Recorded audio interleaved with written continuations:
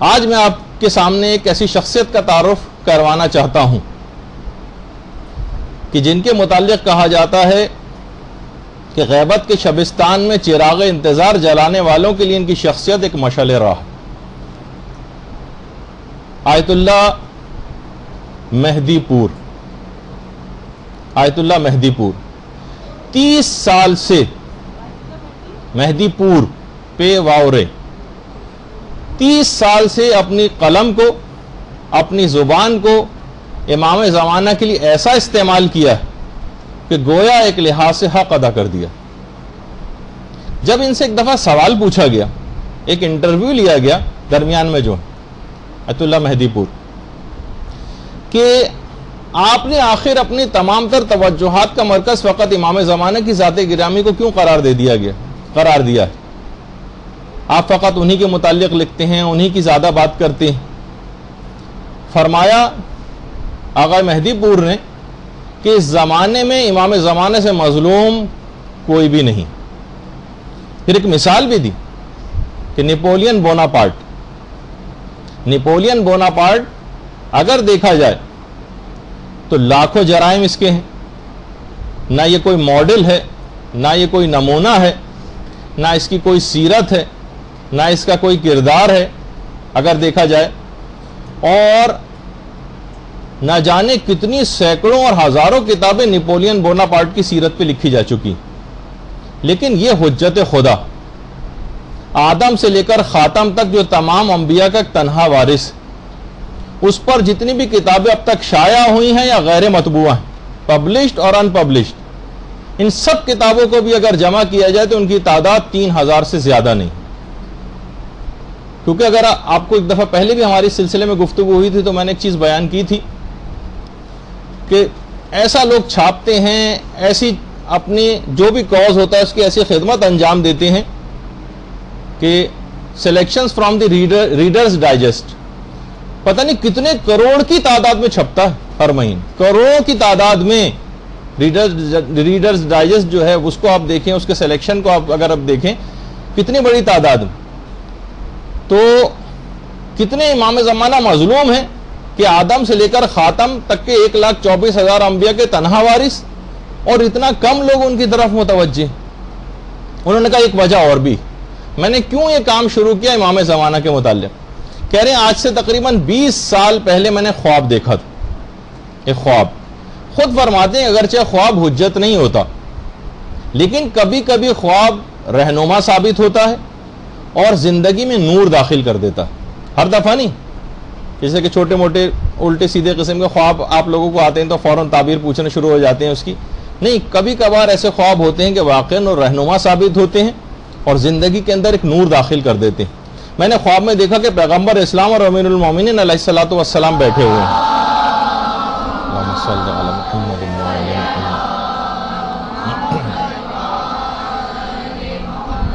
اور ساتھ ہی پیغمبر اسلام اور امیر المومنین کے ساتھ ہی حضرت حمزہ سید الشہداء اور مالک اشتر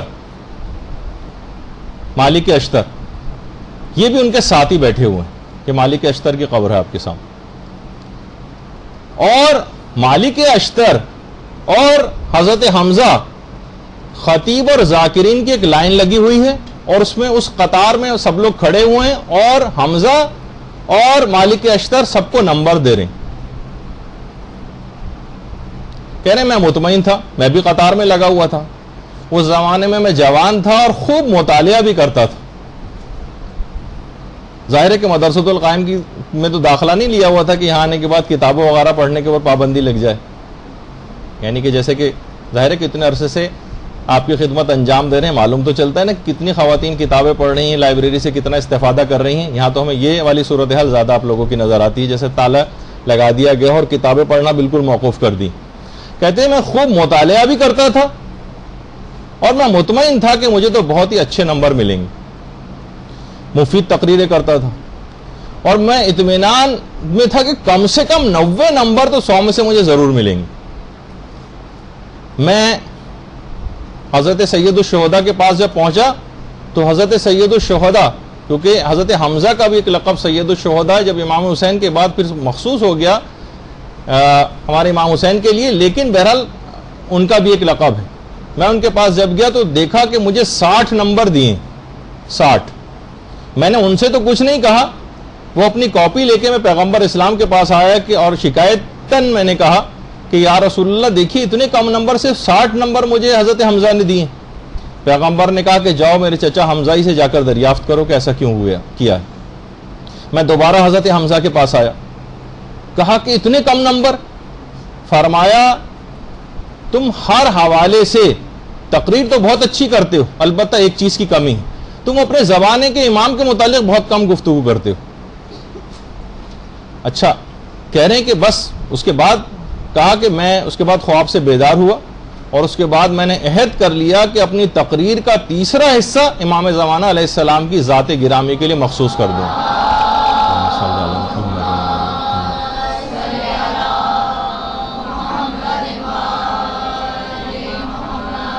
اور فرماتے ہیں کہ آج 20 سال ہو گئے ہیں میں اسی سلسلے کے اوپر اب تک کاربند ہوں۔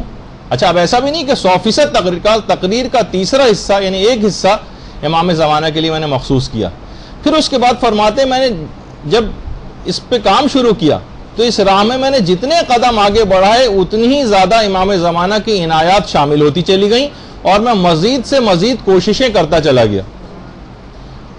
تو اچھا، خود آغا مہدی پور اب ماشاءاللہ بھی حیات ہیں، جو بھی کوئی جائے ان سے جا کر مل بھی سکتا ہے، اتنے سادہ زندگی گزارتے ہیں کہ ہمارے بہت سے دوست جو قوم میں رہتے ہیں کبھی کبھار کسی درس کا انعقاد کرتے ہیں اور امام زمانہ کے سلسلے میں مہدی پور کو بلاتے ہیں تو کبھی گاڑی وغیرہ بھیجنے کا کوئی تکلف نہیں ہوتا، خود بس میں بیٹھتے ہیں، بس میں بیٹھ کر آتے ہیں اور ناراض ہوتے ہیں کہ اس تکلف کی ضرورت کیا، جب میرے گھر کے سامنے سے بس آتی ہے میں کہیں بھی بس میں بیٹھ کے کہیں پہ بھی جا سکتا ہوں، تو کیا ضرورت ہے ان تکلفات میں پڑھنے کی۔ انتہائی سادہ ترین زندگی گزارتے ہیں۔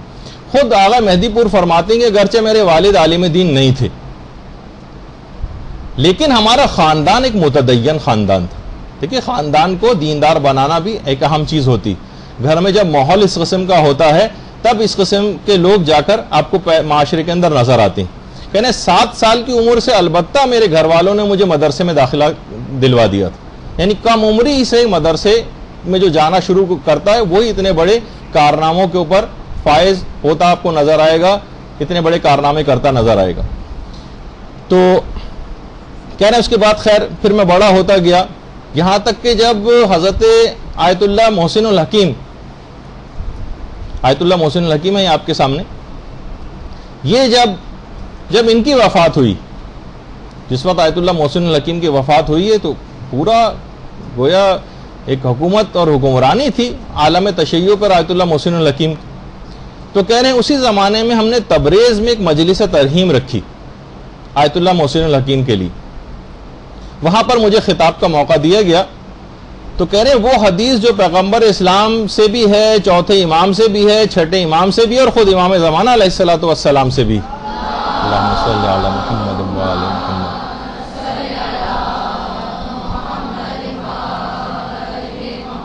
کہ حضرت حجت کی غیبت میں مثال ایک سورج کی جو بادلوں کی اوٹ میں ہوتا ہے، وہ جو پوری ہے، میں اس کا مفہوم بتا رہا ہوں، اور اس سے ساری کائنات کو اور پوری دنیا کو اس سے فیض پہنچتا۔ تو کہہ رہے ہیں ایک اس سلسلے میں ایک نقطہ جو اس سے پہلے کبھی بیان نہیں ہوا تھا، وہ میں نے ایک اور نقطہ وہاں پر بیان کیا کہ سورج کا ایک اہم ترین فائدہ نظام جہان کی بقا بھی، یعنی اگر سورج کو نکال دیا جائے، یعنی نظام شمسی میں جو سورج کا کردار ہے وہ اس کی جو قوت جاذبہ اس کے اندر سورج کے اندر پائی جاتی ہے، قوت جاذبہ، اور آپ کو پتہ ہے کہ ریپلشن کی ایک قوت ہوتی ہے اور ایک اٹریکشن کی قوت ہوتی ہے۔ تو کہہ رہے ہیں ان کا آپس میں جو تعادل، ایک دوسرے کو جو نیوٹرلائز کرتے ہیں اور اپنے اپنے مداروں کے اندر رہتے ہیں، یہ سورج کا ایک بہت بڑا اس سلسلے میں کام ہے۔ تو کہا کہ میں نے اس پہ پورا ایک مقالہ لکھا اور اس کے بعد اس مقالے کو میں نے آیت اللہ ناصر مکارم شیرازی کو دکھایا، جو الٹے ہاتھ پہ آپ کو نظر آ رہے ہیں، آیت اللہ ناصر مکارم شیرازی۔ انہوں نے اس مقالے کو بہت زیادہ پسند کیا اور مجھے چھپوانے کی تاکید کی۔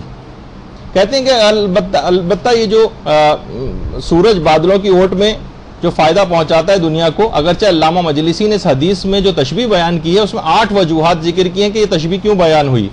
میں نے جو کام کیا تھا وہ 9ویں وجہ بنتی تھی۔ یہ میرا پہلا کام تھا جو 32 سال میں 32 سال پہلے میں نے کیا تھا. کہہ رہے ہیں اس کے بعد بس ایک توفیقات کا ایک دروازہ کھل گیا اور امام زمانہ پر مختلف موضوعات کے دروازے کھلتے چلے گئے اور میں کام کرتا چلا گیا. اس کے بعد میں نے کتاب لکھی وہ آئیں گے، ایک کتاب میں نے لکھی اور جو اب تک 10 بار چھپ چکی، 10 بار چھپ چکی. اس کے بعد میں نے یوم الخلاص کا ترجمے کا کام شروع کیا. 2 جلدیں ہیں یوم الخلاص کی اور شیخ کامل سلیمان کی، اور 1300 سے زیادہ صفحات ہیں اور اس میں 18,500 احادیث پر میں نے اعراب لگوائے. 18,500. اور آپ نے دیکھا ہوگا کہ ہر کتاب کے شروع میں ایک انڈیکس ہوتا ہے. میں نے 18 قسم کی فہرستیں تیار کی اس کے لیے، اس میں لگوائیں، کیونکہ کام اس سے پہلے کبھی بھی نہیں ہوا تھا جس سے یہ کتاب انتہائی مفید ہو گئی. کوئی شخص چند منٹ میں ہی اپنا موضوع اس میں تلاش کر سکتا ہے ان فہرستوں کو دیکھنے کے نتیجے میں. کہہ رہے ہیں اس کے بعد پھر میں نے کتاب یوسف زہرا بھی لکھی، یوسف زہرا، اور امام پر جو 40 احادیث تھیں جس میں 40 کتابوں اور 40 مصنفین کا تعارف کروایا گیا تھا وہ میں نے لکھی، جس میں 40 احادیث ذکر ہوئی ہیں. اس کی تمہید میں جو لفظ اور کلمہ ہے 40، اس کی 40 احادیث سے میں نے تشریح کی جس میں 40 کا لفظ ذکر ہوا. اور ان تمام کاموں کے سلسلے میں نے یورپ کا دورہ کیا، ترکی کا دورہ کیا، اور استنبول کا جو کتب خانہ سلمانیہ ہے اس میں 4 لاکھ قلمی نسخے ہیں، جس سے زیادہ، یعنی پرنٹڈ بھی نہیں، ہاتھ سے لکھے ہوئے. وہ میں نے ان سب کو چیک کیا، امام زمانہ کے سلسلے میں احادیث نکالی، اور اس کام میں مجھے 20 سال لگ گئے. 20 سال کتب خانہ سلمانیہ میں 4 لاکھ قلمی نسخوں کو چھان چھان کے 20 سال وہاں پہ انہوں نے گزارے. اور یہ بھی آغا مہدی پور فرماتے ہیں بہت اہم بات کہ دیکھیے ایک طبعی بات ہے کہ کوئی بھی امام زمانہ کے حوالے سے جب بھی کوئی خدمت انجام دیتا ہے یا کوئی بھی مخلصانہ کام کرتا ہے تو ان کی خوشنودی اس شخص کے اوپر اور ایک خصوصی توجہ اور عنایت امام زمانہ کی اس شخص پر ہونے لگتی. اللہم صلی علی محمد.